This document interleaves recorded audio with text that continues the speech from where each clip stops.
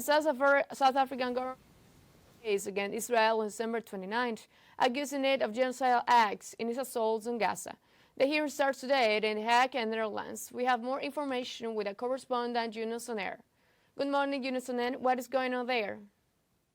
Hello, good afternoon. Actually, here at the local time, we are right now in front of the International Court of Justice. You can see it behind me, the old building, where the presentation of the South African delegation has finished. The South African delegation has presented various evidences to show that the Israeli government has purportedly committed the crime of genocide. The delegation has presented evidence in detail showing, firstly, the massacres committed against the Palestinian population in Gaza and West Jordania, and it has also demonstrated the intent of genocide, for instance, by presenting Israeli government spokespersons' statements, Israeli parliamentarian statements, which clearly demonstrate the will to exterminate partly or completely the Palestinian population in Gaza. This is crucial because the crime of genocide includes the intent to eliminate a race, an ethnic group entirely or partly. So now, meanwhile, at the same time, outside of the court, there was a huge demonstration in favor of the South African delegation's presentation.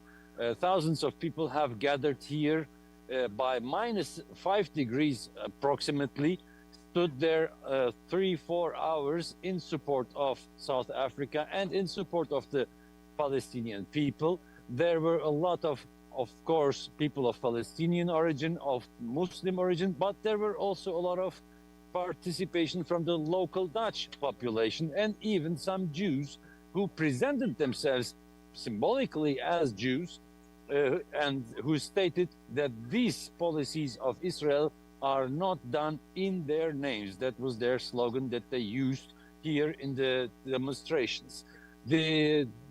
Right now the hearing has stopped. Tomorrow, on Friday, at 10 o'clock local time, the Israeli side will present its version of the story. It will defend itself against the allegation of having committed or of committing a genocide in Palestine, and we will see what they will say.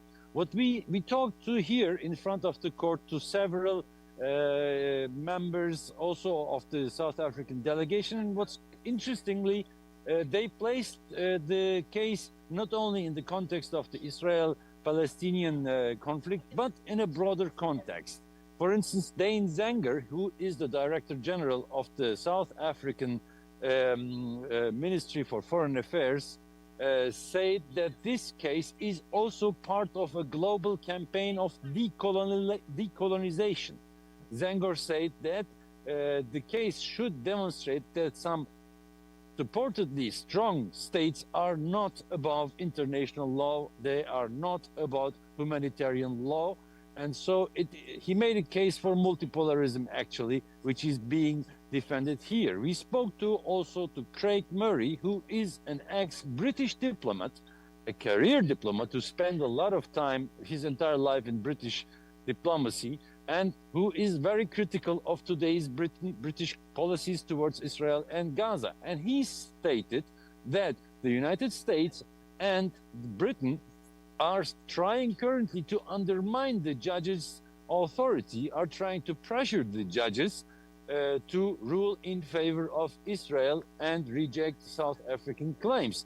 Also an interesting point. We spoke to Spanish parliamentarians who criticized the European policies towards the conflict and who said that Europe should separate itself, make itself independent from US policies towards the Middle East and towards Israel specifically, and who applauded the Spanish government's vocal position against Israel, but who demanded concrete actions reaching out to cutting off diplomatic ties entirely and also to cutting off commercial ties. The former mayor of Barcelona and the Spanish parliamentarians told us that they demanded more concrete action. So The situation here is there is at the core is the conflict, is the genocide committed against the Palestinians in Gaza and West Jordania, the Israeli-Palestinian conflict. But around it, everyone is well aware this is a broader conflict about,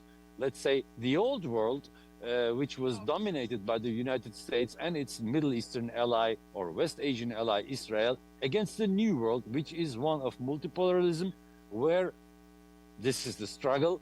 Humanitarian and international law prevails even over the United States and, most importantly, over Israel. Thank you, Yunus Saleh, for reporting for us from The Hague, Netherlands. We'll hope more information later on.